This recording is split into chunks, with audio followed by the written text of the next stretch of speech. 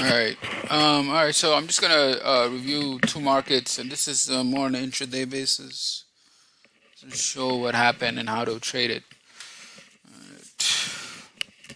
And this is pretty novel and innovative in that you don't really see this type of approach done, but the ideas are everyone knows the idea here, most of it. All right. So one second, let me get this. All right, here one little bit more space. All right, so basically, the strategy is just to see you have upthrust and downtrends and springs and uptrends. Simple as that. However, in those positions, obviously, if you have a spring and an uptrend, you want to see buying pressure. And if you have an upthrust in a downtrend, you want to see selling pressure. Meaning, when the upthrust occurs, go to a lower time frame and see if there's selling pressure. And if there's a spring in an uptrend, just see if there's buying pressure on the lower time frame. So the higher time frame will show you the upthrust, and the lower time frame will show you the pressure. That's it. All right. And all right, so let's just look. All right, so over here you had some trades. This is I forgot what this is. This is RTY and the Dow. All right, the Dow and the RTY. One second. Yeah, the chart on the left is the Dow, where it says YM, and the chart on the right is the RTY, where it says RTY. And the top is the higher brick size, and the lower is the lower brick size. It's really straightforward in that it's the same concept as the higher time frame, lower time frame. All right, so now just wait. All right, so I want to know, like, this opportunity here was a banger right over here. Like, this is a brain that easy, short. I wasn't looking at it though, but whatever. So you see how the pressure, boom. That blue dot is pressure, meaning heavy selling volume, big volume. All right, and you see over here they were basically selling the high, and then they tested it and it puked. Anyway, so as it went down, you have certain key positions. So it's just a setup. I'm taking a look at the setup. And the setup right here is, as you see, an upthrust. So that's it. Now we're going to look on the lower time frame to see if there's any pressure. And if there's selling pressure coming off of the upthrust, then you go short. And if there isn't, you don't go short. Right, really. All right, so what we see, these little red markers indicate that the market on the higher time frame, on the higher brick size, in an upthrust position.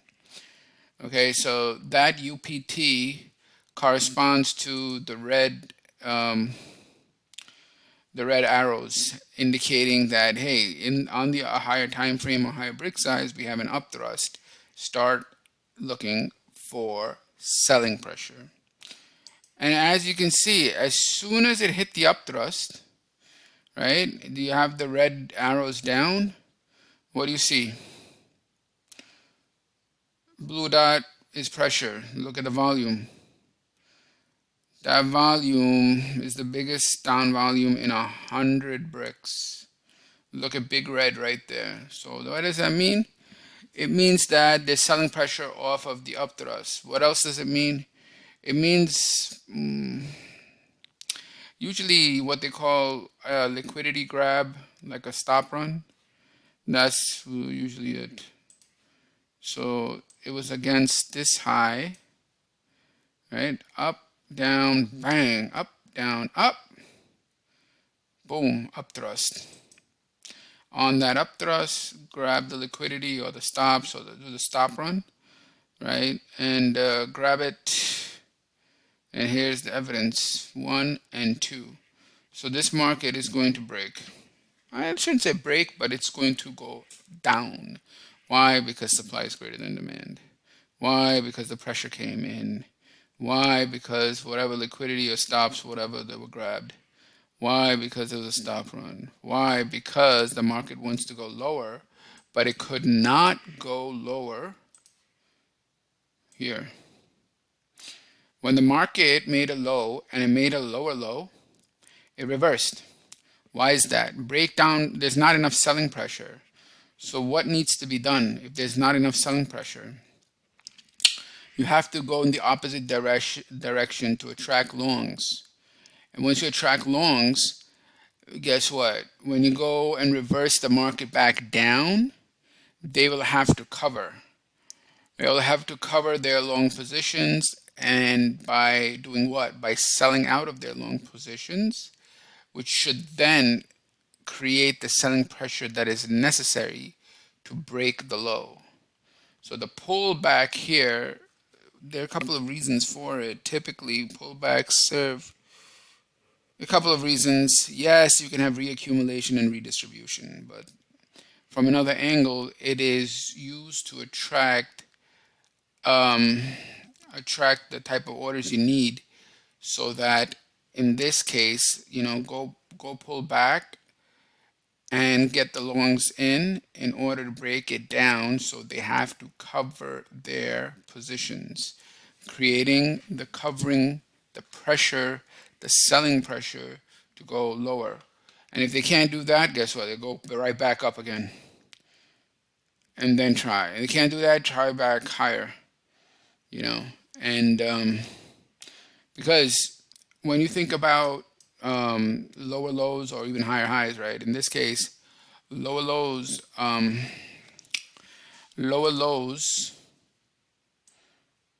right here, you're going to have breakdown sellers. They're going to step in, but they're not enough. A lot of times they're just not enough. There's not enough pressure from the breakdown sellers. So only way to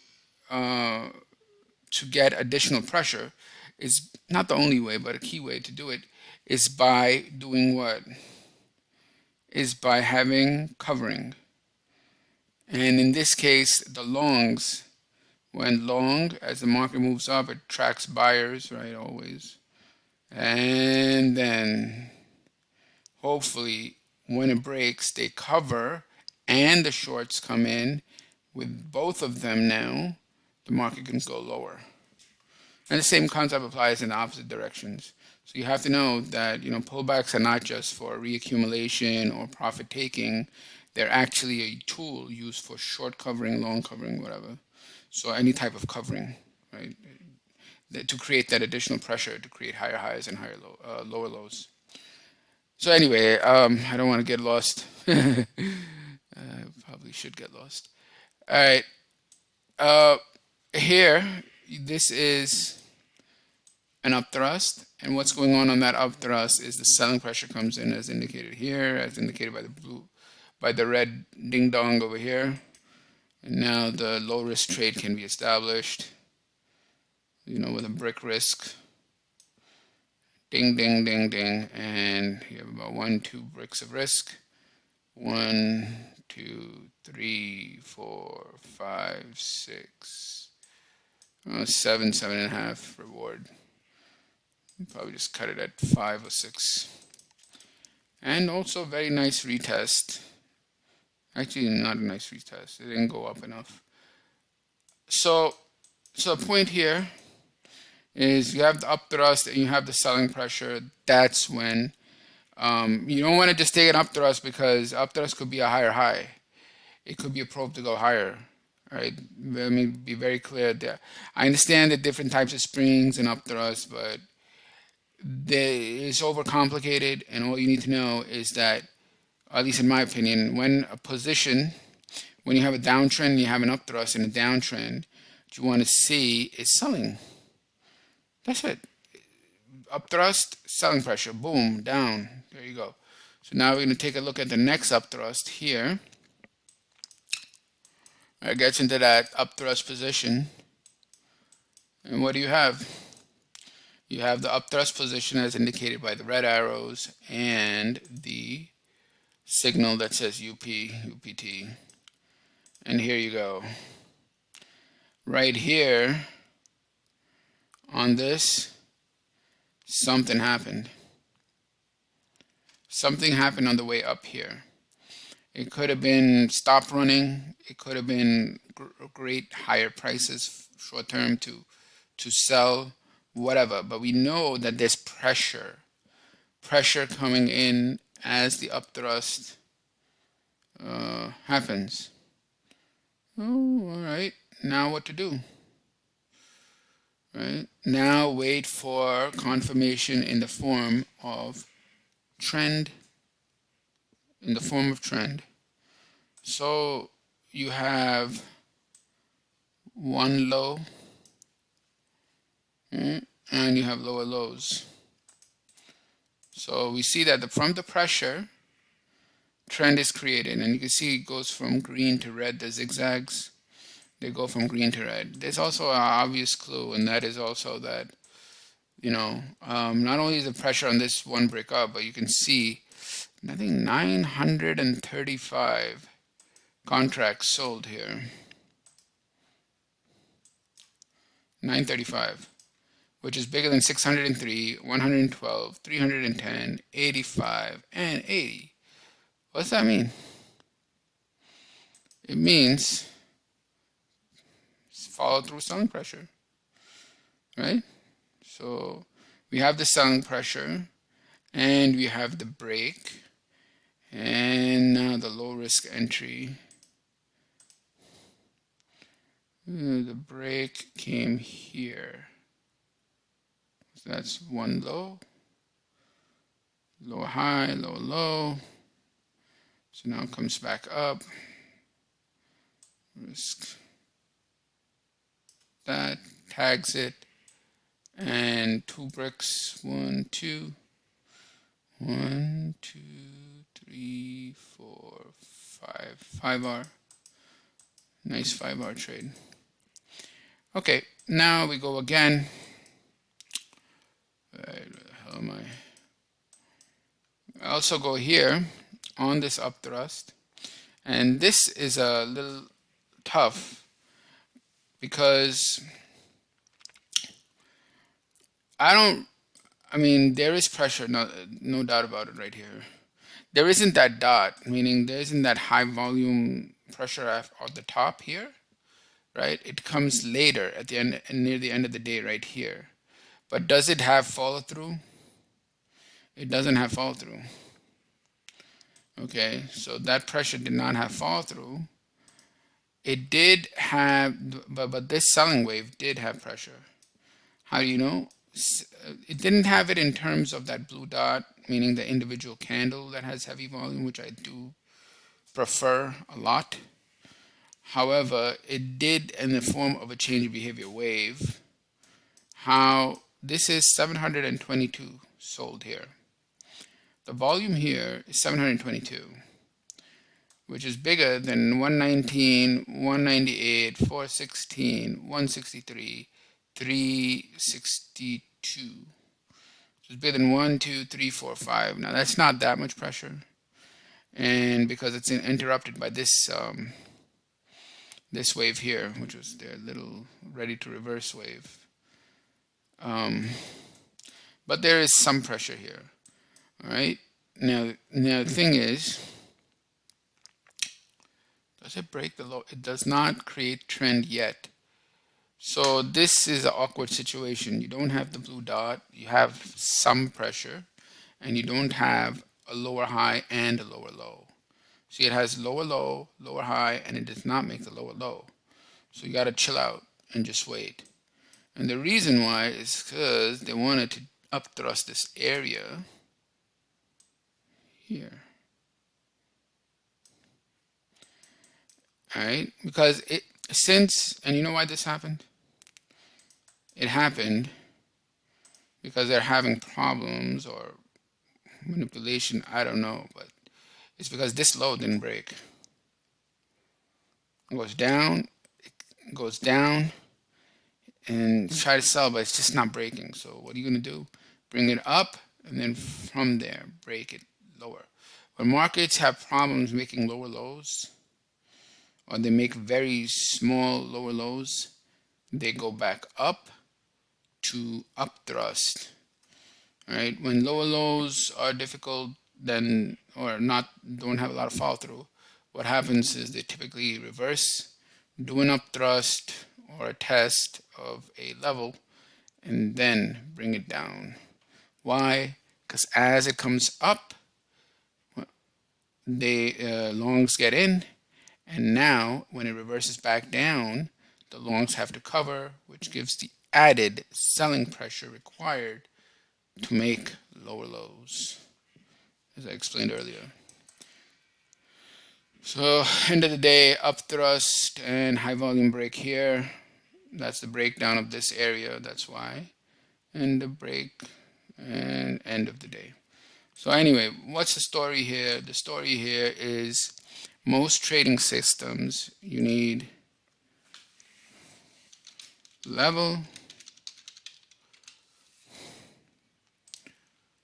what up level, what setup. I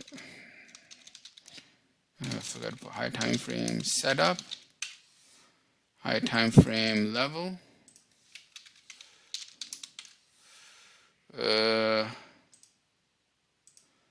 then lower time frame signal, lower time frame confirmation, well, that, oh, you should know what the target. You need entry protocol, and what else you need? You need target, and you need a way to manage stops. So this is what it all comes down to. Like, this should be in the trading plan. This should be in the trading plan. All right, 1, 2, 3, 4, 5, 6, 7. These are, you need a level. You need a level. You just, now the thing is, the level and the setup can be combined. All right. So for example, the jump over the creek and the break of down of ice or whatever, the break and test strategy, right? The test and break, the test of a breakout or breakdown, that combines the level and setup. That combines the level and setup. Springs and upthrust also combine the level and setup. So basically, as it comes down to POI, which is nothing more than level, and confirmation. Well, level and confirmation, that's what it comes down to. These two things. All right, so all of this can be reduced to these two things. Right? Because lower time frame signal and confirmation, you could just put as confirmation. Setup and level can just be your whatever, POI or setup, right? Yes, I hate this term. So setup and signal confirmation. It's really the setup and signal confirmation. The level of interest, or the price level of interest, and confirmation. Anyway, I don't know what I'm doing here. So let's go to this market and see how this also has a couple of upthrusts. See how over here the pressure came and it broke and tested. See how nice that is? You know, even here, pressure, boom, up here, and then tested here. Anyway, let's take a look at this upthrust. Remember, upthrust by itself and spring by itself are meaningless. They really are. Because they could be a random formation. Right? Just like a little nudge above a prior high could mean nothing. And you have to see what happens next. You have to see what happens next. Alright, so we have an upthrust. Market goes into upthrust position. Again, what do you see here? You see there's some pressure. Now this may have come as a result of the breakout, right, above this high. So it might be breakout pressure, but then it makes a low. It's a low and a low. Right there. Makes a low that takes out this minor low. It makes a little low right here. And then what's it going to do? It's going to go above those highs to test. And when it tests, you get in. And when you get in, this shit happens. Now we'll take a look at another example. The next one is all the way here, right? So we go over there.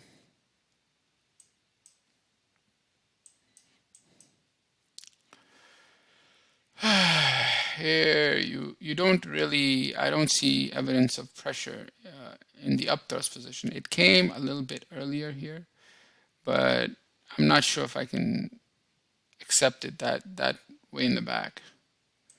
Right? I would prefer it to be over here. So the upthrust, what happens on the upthrust?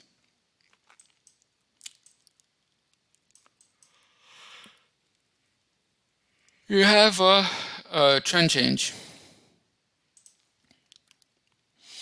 You have a low and a low right there.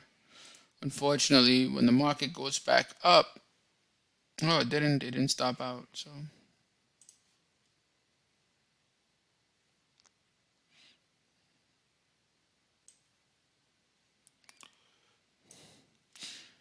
and the risk is right above there. Thankfully, it did not stop out. Went right when it was close, and then it puked. That was the end of the day. So those are the two upthrusts, upthrust and upthrust. Now there's a really important thing to note here. I'll go over it. The important thing to note here is I think we know that markets are not random. I mean, any trade is random, and it's random for us.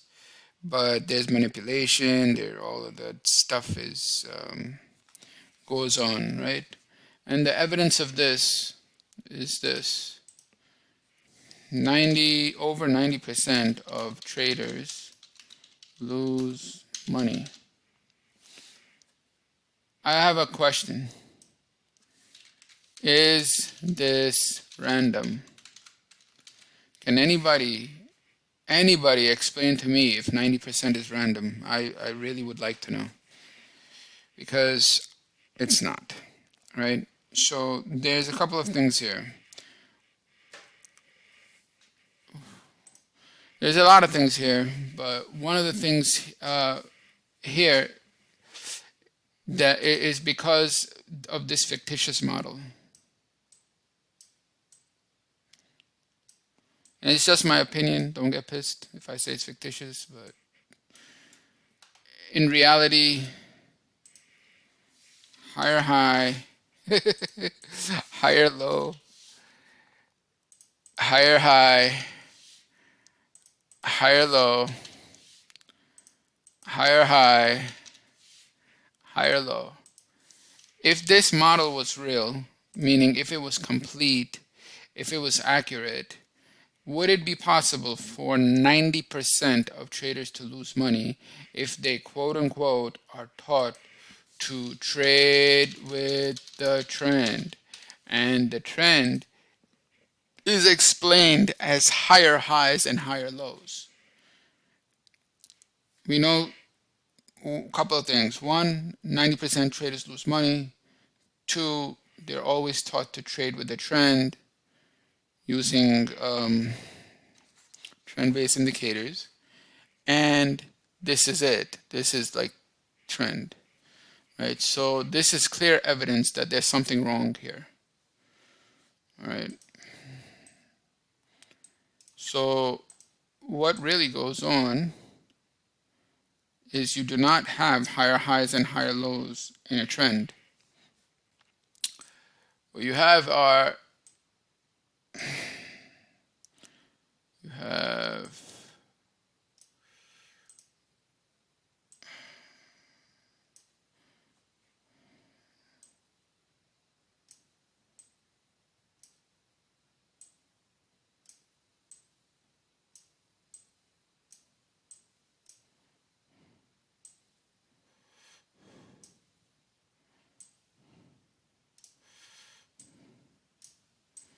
We have something like this.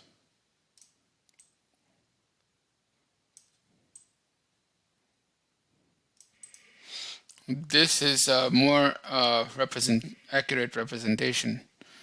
All right, so yes, you do have higher high. No, this is a high. This is the first high. You have a higher high, but right after that, you can have a lower low. Now, why does this make a lower low? Why? Well, because it did not have a lot of good follow through. It didn't have enough buying pressure. So what happens is it needs to go down to get the shorts to come in, right? Pull back to get the shorts to come in. That's one. Reaccumulate. That's two. Then it can go and have more thrust from high to high, making that higher high objective as a result of both longs entering, meaning breakout buyers coming in, and the short covering, because on the way down you had shorts come in, breakout shorts come in as well on this spring, and as a result of that, they will cover when the market reverses. Okay, so they need that buying pressure. And why do they need it? As evidenced by this minor little higher high, it's not enough to make a move. So breakout buyers bought, but they didn't keep on buying. That momentum just wasn't there. So they have to go lower. Why are they going lower? For the reason of then reversing it, and then the folks who go short on this lower low and on the pullback here will have to cover. That covering adds to the buying pressure that is required to make a more significant higher high. That's my take on it. So then what happens is basically there's three things that you'll see.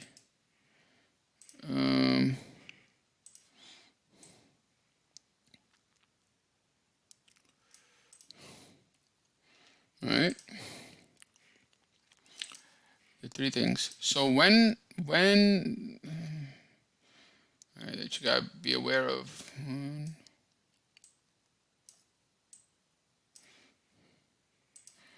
Model 1, it makes a higher high.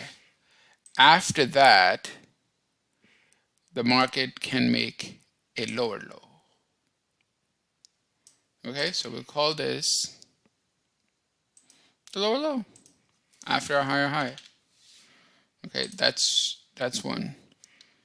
Two, the market, especially if you have lows together, when it makes a higher high, maybe that's a little too deep, it does something like that. This is very common. Okay, because what it's doing, it's targeting two lows. Right? So we'll just call it two lows. So in here, in the first example, the market targeted one low. In the second example, it targets two lows. Right? This you'll see in markets all the time, in gold, especially gold and other markets. Both of them will get rocked. They call it equal lows or whatever, but it's really targeting two lows. All right.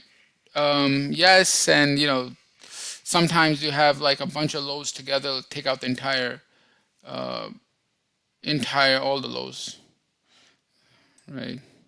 Like it can target all the lows, but typically what I see is like low, first low, or second low. Key is this is after a higher high. Okay. After a higher high, the market has done what? Proved it can go higher. So if you're smart money, Proof. You want to see proof. You want to see proof. Strong traders want to see proof that the market can go higher. And then then we know that it has that ability to go higher. Bring it down, reaccumulate all the stops, and continue going higher with trend. All right? Higher, higher, higher high with trend is proof that the market can go higher. Once strong traders see that the market is able to make higher higher with the trend, why not on this smaller time frame bring it down, run the stops, accumulate long positions, and let it go? Because if it made that higher high, it's giving you proof that it can go higher. And now let it go and let it go back up after accumulating the stops, meaning the longs that are right under the stops. The stops become the stops become sell orders, so strong traders can then buy them. So that's the second model. The third one is the typical, it does something like this. It has good thrust and it just does your ABC. Yeah, you see this all the time, right? This is like the typical A, B, C, lower, low, C.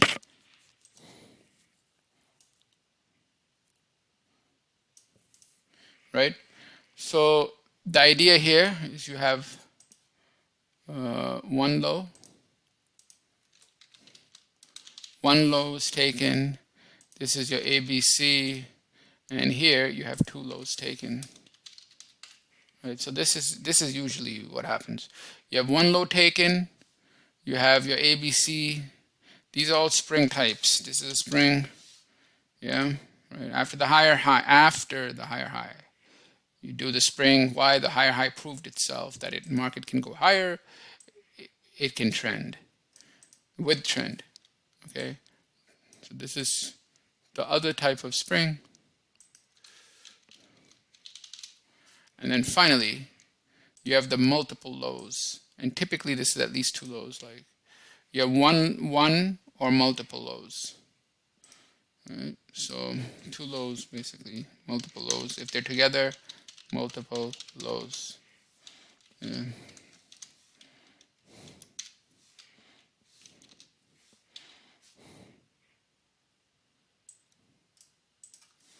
The story of trend.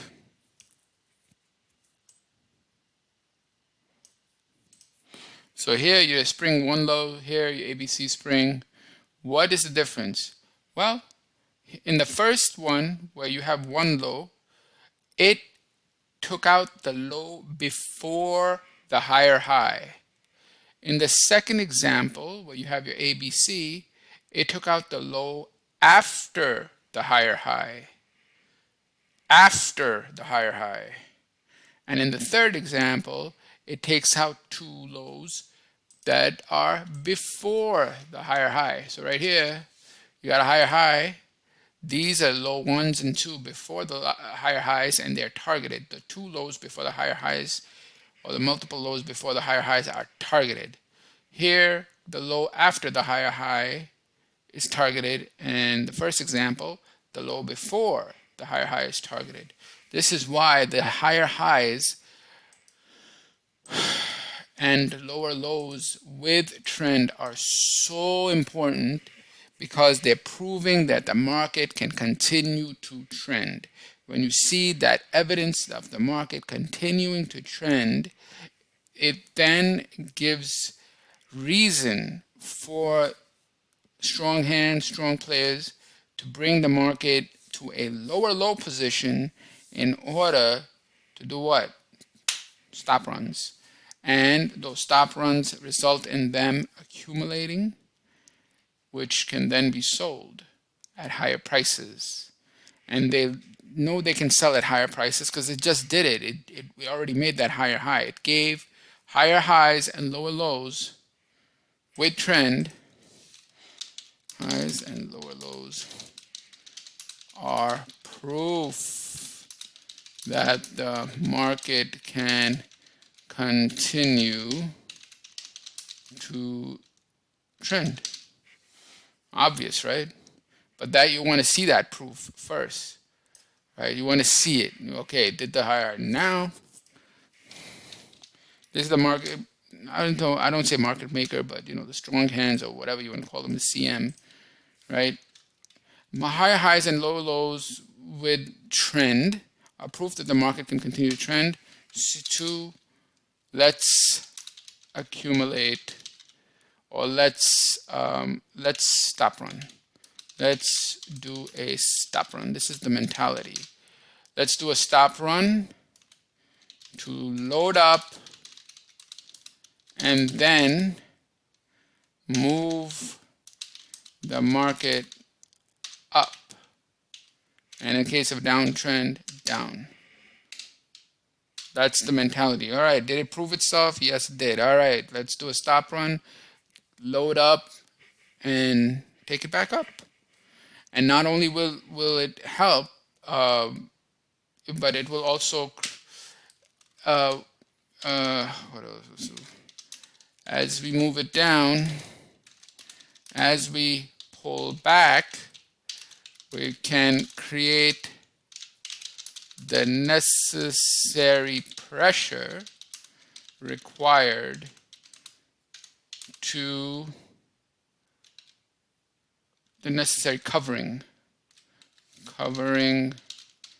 pressure required to make the higher high in uptrend or lower low. That's the idea, right? So higher high and let's just take it from the perspective of higher high. Higher high with trend are proof that the market can continue to trend. Why? Made the fucking higher high. Two, if you're a strong hand, what do you want to do? Let's do a stop run. Why? We can accumulate. They have their sells. Let's buy them at low prices. Let's do a stop run. As we're also pulling back, shorts will come in, and when we turn the market back up, those shorts will have to cover, and when they cover, guess what? They'll make another higher high, which will keep the market flowing, keep the market continuing to trend, and give us higher prices for us to take profits. So this is the what you see. I mean, more real version of a trend, right? This other thing over here, just higher high, higher low, mechanical, really think about it. See that this is, you could say it's oversimplified, but also this has no reason around it. There's just no reason. If you really think about it, there's no reason at all. Market making higher high, higher lows is an uptrend. There's no reason. Here, in what I've explained here, the higher high is proving that the market can go up and continue to trend. So why not make a lower low to accumulate stops, and then by making a lower low, we'll accumulate stops and create the necessary shorts to enter, and then bring it up, which will cause the necessary shorts to cover, which will then create the additional buying power to create the next higher high, which where we can take profits, right? And then we kind of repeat the same thing in different ways, but pretty much the same thing. So you can see, like, there's reasons of what the higher high means, why the lower lows are created in an uptrend to accumulate stops, why the pullbacks occur, because you want shorts to enter. Why? Because you want them to cover as you reverse, so they create the necessary pressure to make the next higher high in order to sell the inventory that was accumulated. The stop run here on the lower low can then be sold on the higher high. There's reasoning over here. There's no reasoning when it comes to this higher high, low, higher low. And I think that's one of the key. I think there's an issue with this, because 90% lose money. So anyway, have a good weekend. Take care. Bye.